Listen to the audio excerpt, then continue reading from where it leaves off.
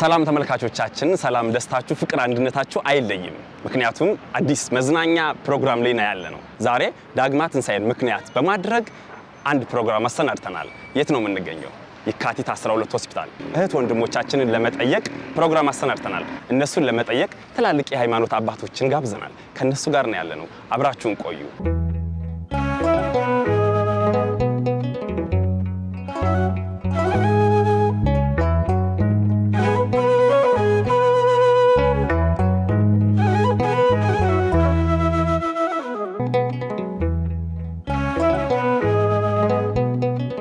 እንደምን ዋላችሁ እግዚአብሔር ይማራችሁ እግዚአብሔር ይማራችሁ ዳግም ትንሳኤ ሲባል በቀጥታ ትርጉሙ ሁለተኛ ትንሳኤ ማለት ነው ይሄ ማለት ግን ጌታችን ኢየሱስ ክርስቶስ እንደገና ለሁለተኛ ጊዜ ተነሳ ማለት አይደለም ስቅለቱ አንድ እንደሆነ ሞቱም አንድ እንደሆነ ትንሳኤውም አንድ ነው ነገር ግን ዳግም ትንሳኤ የተባለበት ዋናው ምክንያት ለደቀ መዛሙርቱ የትንሳኤው ዕለት ተገልጦላቸዋል አሁን ደግሞ በሳምንቱ እሁድ ቀን ሁለተኛ ጊዜ ተገልጦላቸዋል ዳግም መነሳት የሰው ልጅ በተለያዩ ጊዜ በችግሮች ደርሰውባቸው መከራ ገጥሟቸው ይሳካል ብለው ያሰቡት በአንድ ጊዜ ባቀዱት ሜዳ ሆኖ ይሄዳል ብለው ባሰቡበት ሰዓት ሳይሳካ በመቅረቱ ደጋግመው መነሳት እንዲችሉ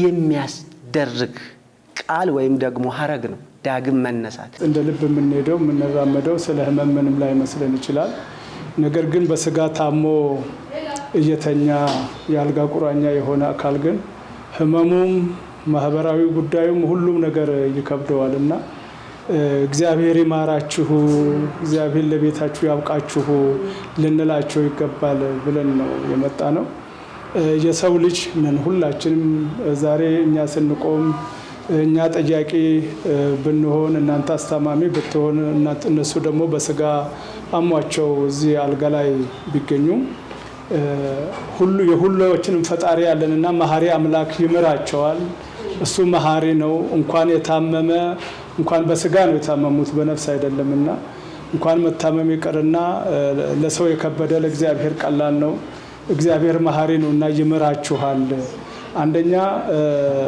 በዚህ በአልጋ ላይ ሆነን በስጋችን ስንታመም በስጋችን ስንደግ ለኛ የከበደን ለሱ እጅግ በጣም ቀላል ነው እንኳን በስጋ መታመም አይደለም ወደ ራሱ የጠራቸውንም እሱ በተአምራቱ ወደ ቀደመ ሰውነቱ የሚመልስ ጌታ ነው ያለን ፈጣሪ ነው ያለንና እኛም ስለናንተ እንጸልያለን እናንተም በህሊናችሁ በሐሳባችሁ ከፈጣሪያችሁ ጋራ በመገናኘት ጸሎት ልታደርጉ ይገባል ለናንተ የከበደው እሱ ሁሉ ማድረግ ይችላልና ሁሉ ነገር ያስተካክልላችሁ እግዚአብሔር ከናንተ ጋራ ይሁን እግዚአብሔር ሐሳባችሁ ምኞታችሁን ሁሉ ያሳካላችሁ ለቤታችሁ ያብቃችሁ ነው የምንለው ያለ በዳግም ትንሳኤ ዕለት ጌታችን ኢየሱስ ክርስቶስ በዛ በዝግ ቤት ገብቶ መጀመሪያ ያላቸው ሰላም ለሁላችሁ ይሁን ነው ያለው ምክንያቱም ከሱ ከመወለዱ ከመሰቀሉ ወይም ደግሞ ይሄ ትንሳኤ ብርሃን ከመገለጡ በፊት በሐዋርያቱ ልብ የነበረው በአማኞቹ ልብ የነበረው ሰላምና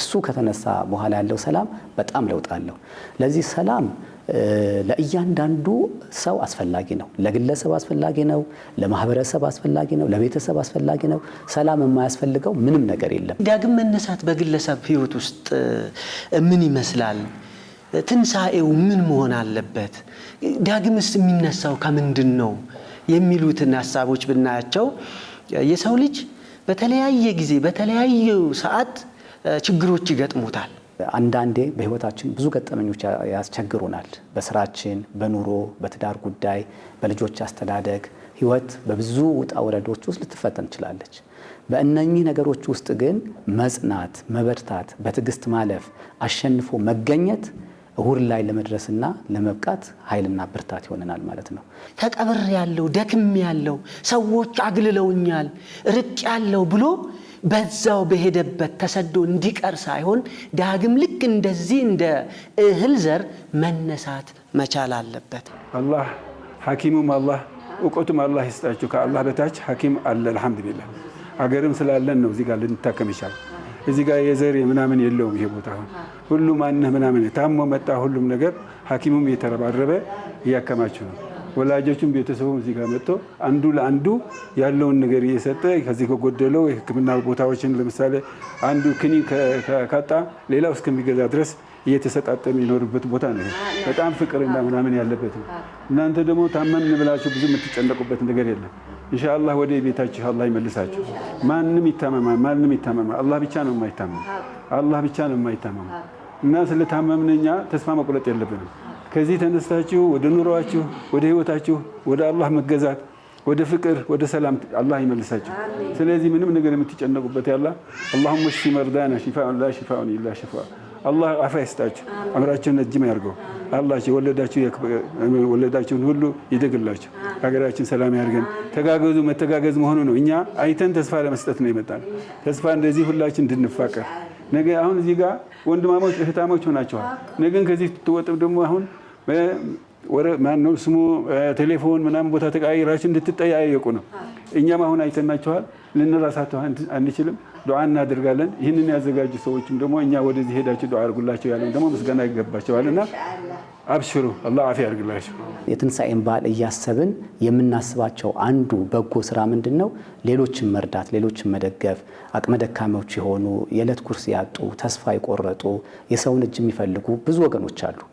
ያ የትንሣኤው ብርሃን ተካፋይ ነኝ የሚል ሰው ብርሃኑ በውስጡ እንዲገለጽለት እነኛን አቅመ ደካሞች የሆኑ ረዳት የሌላቸውን የመርዳት ኃላፊነት ግዴታ አለ። ሁሉም እምነት ተስፋ የቆረጠውን ወድቅ ያለው ብሎ ያለውን በእምነታቸው በየእምነታቸው ማጽናት፣ ማበርታት፣ ማጠንከር አለባቸው። እግዚአብሔር ይማራቸው። ፈጣሪ ከእናንተ ጋር ይሁን። እግዚአብሔር ይማረህ። እግዚአብሔር ይማረህ ወንድማችን። እግዚአብሔር ይማረህ ወንድማችን። እግዚአብሔር ይማረህ። በመተባበር ብዙ ነገር መስራት ይቻላል ማለት ነው። ብዙ ለውጥ ማምጣት ይቻላል። ስለዚህ ሌሎችም የሃይማኖት ተቋማት እንዲህ አይነቱ በየእምነት ተቋማቸው እንደዚህ አይነት ሴክተር ወይም እንደዚህ አይነት አንድ ዲፓርትመንት ቢኖር የየራሳቸው የእምነት ተከታዮችን ሊረዱ የሚችሉበት አለ። መቼም በየሁሉም የእምነት ተቋም ችግርተኞች ይኖራሉ። ባለጸጋውም ይኖራል፣ መካከለኛ ደረጃም ይኖራል፣ ደግሞ ዝቅተኛ ደረጃም ይኖራል። ስለዚህ ሁሉም የእምነት ተቋም በእንዲህ አይነት ቢሰማሩ፣ ምክንያቱም ለምንድን ነው በተለይ በእምነት ተቋም ላይ እንዲህ አይነቱ ስራ ሲሰራ ታማኝነት አለው። መጽሐፍ ቅዱስ የእግዚአብሔር ቃል ሲናገር በተለይ ዘፍጥረት ላይ አብርሃም በፈራ ጊዜ አብርሃም ሆይ እኔ ላንተ ጋሻ ነኝ፣ ስለዚህ ምን አትበል አትፍራ አለው። መፍራት የለባችሁ። እንግዲህ አብርሃምን የሚያስጨንቀው ምናልባት ስለ ልጅ ወይ ስለ ርስት ስለ ምናምን ይሆናል። ዛሬ እናንተን የሚያስጨንቃችሁ ስለ ህመም ነው። ስለዚህ አንድ ነገር ነው የምላችሁ፣ አትፍሩ። ምክንያቱም ከፍርሃት በላይ የሆነ እግዚአብሔር ከእናንተ ጋር አለ።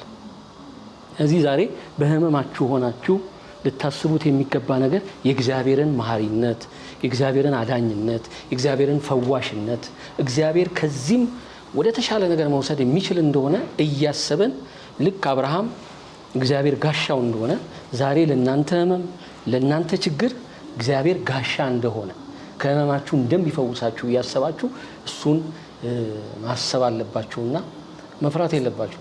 እግዚአብሔር ምሕረቱን ያብዛላችሁ። እግዚአብሔር ይባርካችሁ፣ ፊቱን ይመልስላችሁ።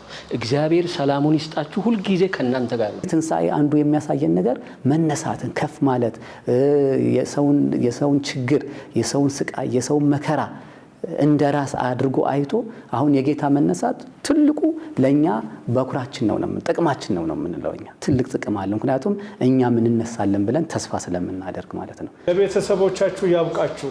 ቅዱስ የሆነ ሐሳባችሁን ይመልስላችሁ። ቅዱሳን ከእናንተ ጋር ይሁኑ። ብቻችሁን አይደላችሁም። እግዚአብሔር ከእናንተ ጋር ነው። ከሐኪም ጋር ከመድኃኒት ጋር ከጥበበኛ ጋር አገናኝቶ ፈዋሽ አምላክ መሐሪ አምላክ ሁላችሁንም ይማራችሁ። እግዚአብሔር ከእናንተ ጋር ይሁን። ለቤታችሁ ያብቃችሁ። በደስታ ገልጸዋለሁ። ሐምድ ይድረሰው ለአላሃችን። ሁለቱም ሃይማኖቶች መጥተው ደስታችንን ያለንን ቅሬታችንን ያለንን ደስታችን ስለተካፈሉ በጣም ደስ ብሎናል። አሁንም ደስተኛ ነን። አሁንም እየመጡ ይጠይቁን፣ ለሁሉም ይጠይቁ፣ ሁሉንም አዙሮ ይዩት ይጠይቁት ደስተኛ ነን። በጣም ነው በቃ እኔ የሃይማኖት አባት ሳይ በጣም ነው ደስ ያለኝ። በጣም ገብተው አስተምረው ዳብሰውልኝ ወጡና በጣም ነው ደስ ያለኝ ከምል በላይ በእውነት በቃ እግዚአብሔር ይማረ ትልቅ ነገር ነው ከምንም በላይ ማለት ነው። በቃ እኔ ደስ ያለኝ መተው በመስቀል ልጄን ሲዳብሱ እጅግ በጣም ነው በቃ ደስ ያለኝ። በቃ የሆነ የተነሳ ነው የመሰለኝ የእውነት በቃ ትላንትና ነው ብሎ ኦፕሬሽን የተደረገው መንቀሳቀስ አይችልም ማውራት አይችልም። እነሱን ሲያይ ግልጥ ብሎ መስቀሉን ሲሳለም በጣም ነው ደስ ያለኝ። በቃ ማህበራዊነት ስንል አንድ መተሳሰርን ነው፣ አብሮ መኖርን ነው፣ አብሮ መብላት መጠጣትን ነው።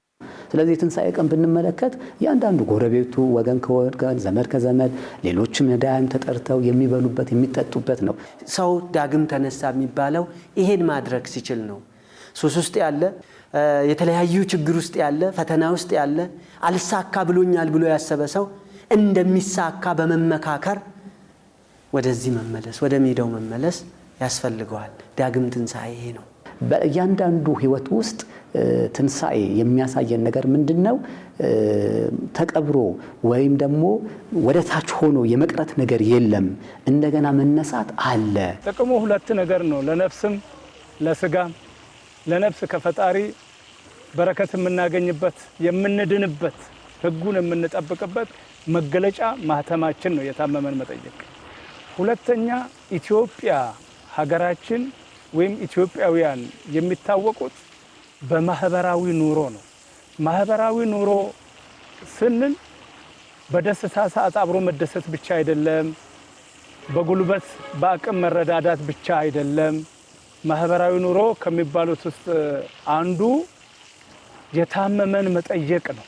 ጥቅም አለው በጣም። እኔ ወደ ራሴ እመለሳለሁ ካለኝ ነገር ለመስጠት ከጊዜ ቆጥቤ ወደዛ ሄጄ መጠየቅ እንዳለብኝ። ይሄ ብቻ አይደለም፣ ብቻችን ሁላችን አሁን ለምሳሌ ዝም ብለን አይደለም ሁሉ ጊዜ ባዶ መምጣት ያለብን። መጸለይ የትም ቦታ እንጸልያለን እንበል። እዚህ ጋር ስንመጣ ጸሎትን እናሰማለን። ጸሎት በምናሰብበት ሰዓት ዱዓ ስናደርግላቸው መንፈስ እርካታ ያገኛሉ፣ እኔም አገኛለሁ ለራሴ። ስለዚህ አጽናናለሁ፣ ወንድሜ አይዞህ ብለዋለሁ። ለሰዎች መጸለይ፣ ለታመሙ መጸለይ፣ ማየት፣ መጎብኘት በጣም አስፈላጊ ነው። እንግዲህ ቅድም እንዳየነው ሄደን መጎብኘት ይሄ ለዚህ ቀን ብቻ ሳይሆን በቃ ሁልጊዜ እንደ አንድ ጉዳይ አድርገን ልንይዘው ያስፈልጋል። ስለዚህ ያመንነውን ነገር ወደ ተግባር መቀየር፣ ማሳየት በህይወታችን መታየት አለበት። የጌታችን ትንሣኤ ደግሞ ስናይ ሰው መጽናኛው ትልቁ ነገር በእግዚአብሔር ቃል ይጽናናል፣ በአምላኩ ይጽናናል። ምክንያቱም ብዙ ተስፋ የሚያስቆርጡ ነገሮች ሊኖሩ ይችላሉ። አንዳንዱ ስራ ከማጣት፣ አንዳንዱ በትዳር ውስጥ ባለው አለመስማማት፣ አንዳንዱ ከኑሮ ችግር፣ ከኢኮኖሚ ችግር በጣም ተስፋ በመቁረጥ የሚኖሩ ሰዎች ሊኖሩ ይችላሉ። ነገር ግን ጌታችን በወንጌል ምን አለ? እኔ ትንሣኤና ህይወት እኔ ነኝ፣ በእኔ ያመነ ቢሞት እንኳን ህያው ይሆናል ይላል። ስለዚህ ትንሣኤ አለኝ ብሎ የሚያምን ሰው እንደገና ተጽናንቶ ስነልቦናውን እንደገና ማከም ይችላል ማለት ነው። እንግዲህ ተመልካቾቻችን እንኳን ለብርሃነ ትንሣኤውና ለዳግም ትንሣኤው በሰላም አደረሳችሁ እያልን ይሄው ፕሮግራማችን እንደዚህ እንዳማረ እንደተዋበ ጥሩ ነገር እንደሸመታችሁበትና እንደተጽናናችሁበት ተስፋ እናደርጋለን። ፕሮግራማችን ጨርሰናል። እንግዲህ ለቀጣይ ሳምንት በሌላ ፕሮግራም እስከምንገናኝ መልካም ሳምንት